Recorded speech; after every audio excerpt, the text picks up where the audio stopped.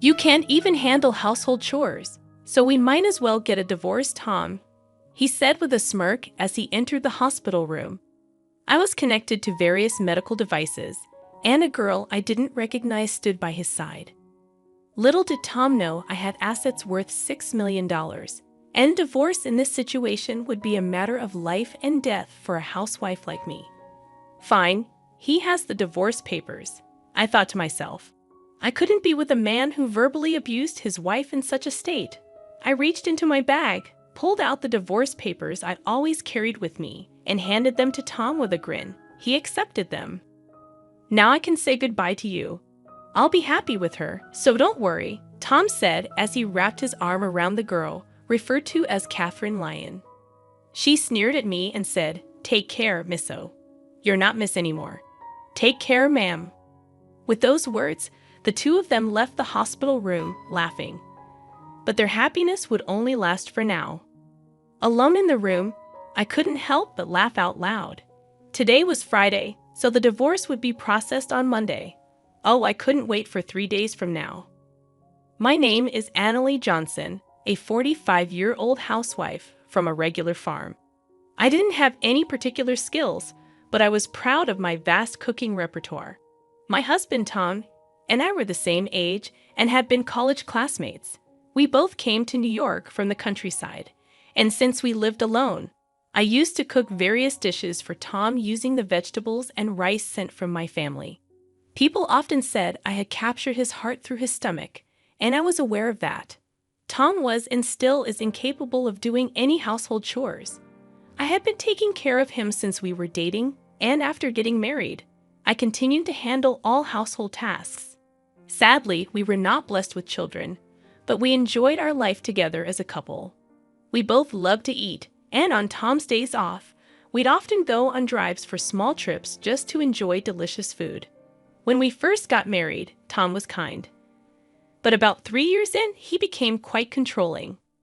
Well, he never laid a hand on me, but his remarks became curt, and he would often say things that hurt. But I didn't have the energy to fight back, assuming he wouldn't listen anyway. Because I was a full-time housewife, I felt inferior and couldn't stand up to him. Tom joined a renowned company after graduating from university, but he resigned after about 5 years.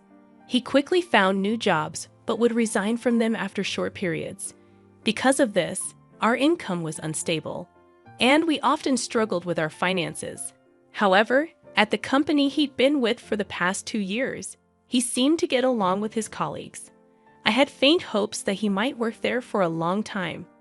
Then one day, Tom came home earlier than usual. "I'm home. I quit my job." "What again?" I unintentionally voiced my surprise, causing Tom's eyebrows to twitch. In a panic, I stopped cooking and rushed over to him. "I'm sorry. I was just shocked." "Huh, no welcome back greeting, and you're criticizing." "You've become quite audacious," Tom responded sharply. At Tom's words, I stiffened. He was in a very bad mood today, and if I misspoke, it could escalate into something worse.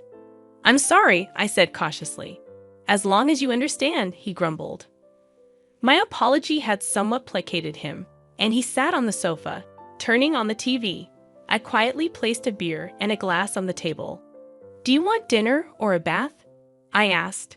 "Food and alcohol," he replied.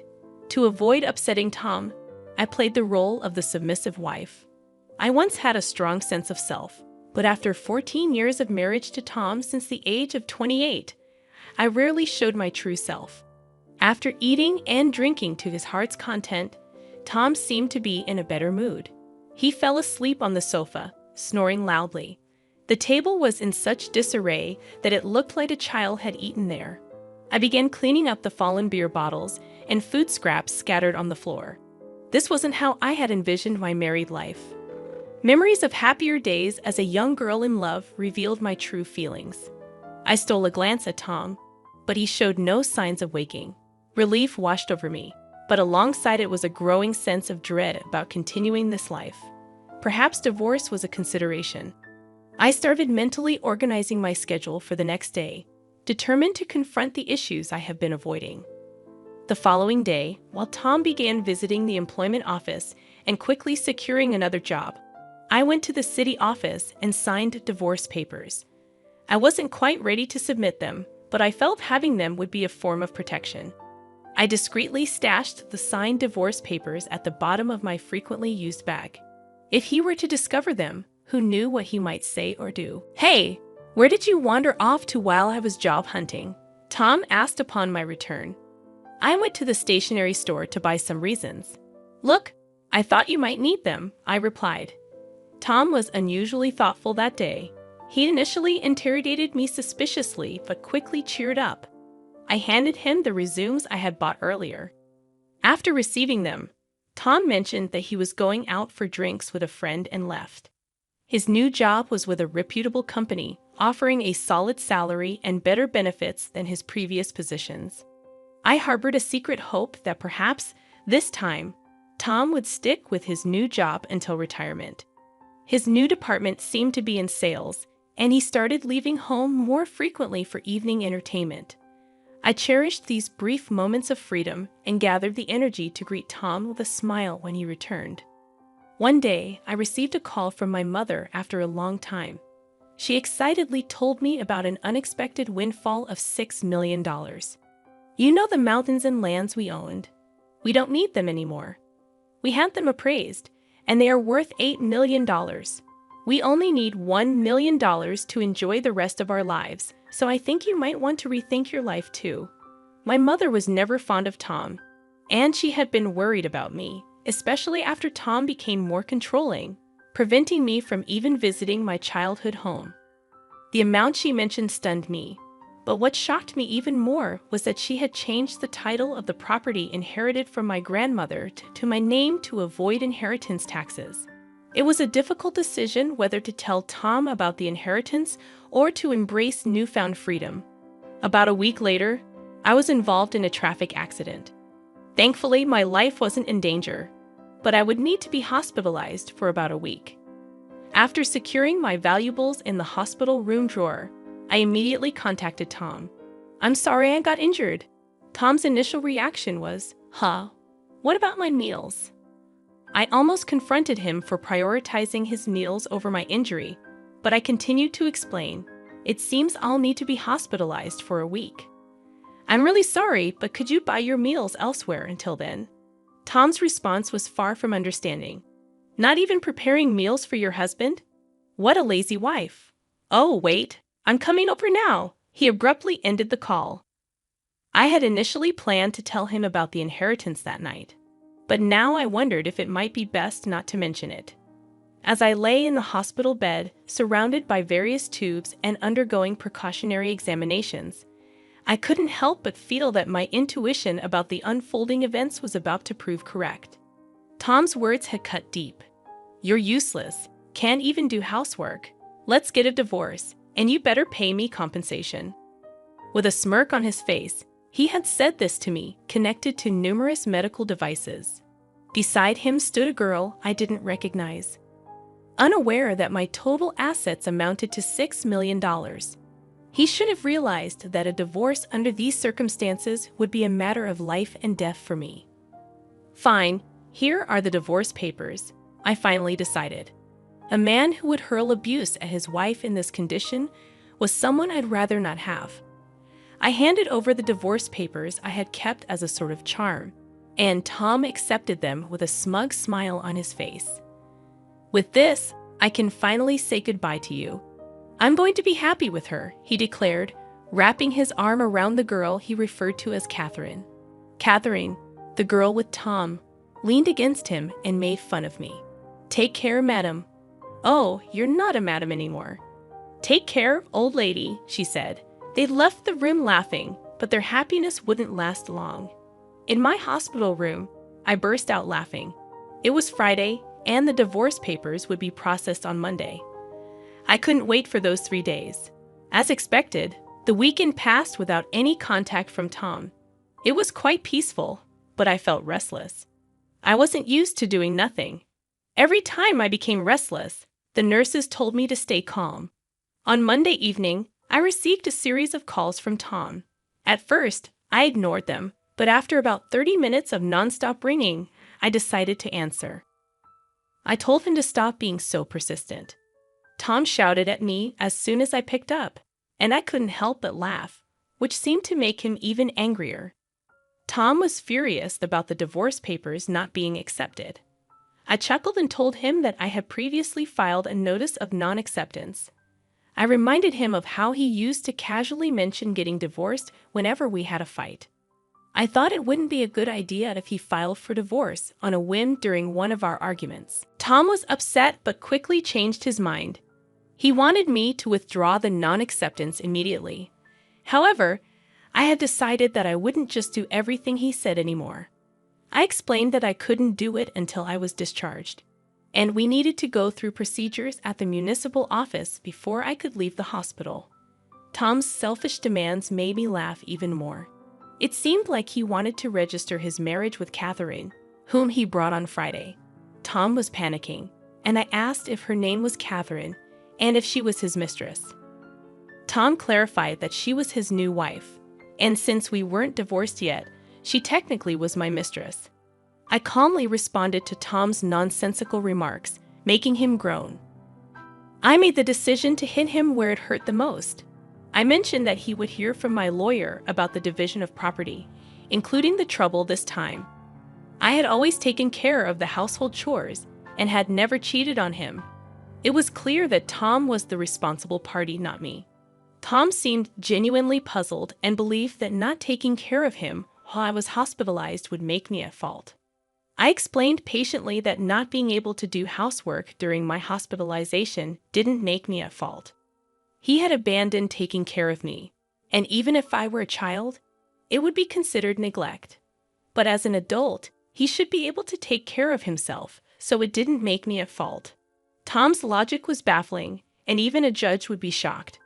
Finally, he seemed to understand, but he still believed he was right. He insisted that Catherine was his new wife, and I was no longer of any use to him, so it didn't apply. I pointed out that he was dating her behind my back, which was clearly cheating. Tom still didn't seem to get it, and he believed he was right. I decided to end the conversation and told him to communicate through a lawyer from now on. I hung up the phone without listening to his protests. Tom called multiple times, but I ignored him, and eventually he gave up and fell silent. I was relieved, but the next day brought another headache.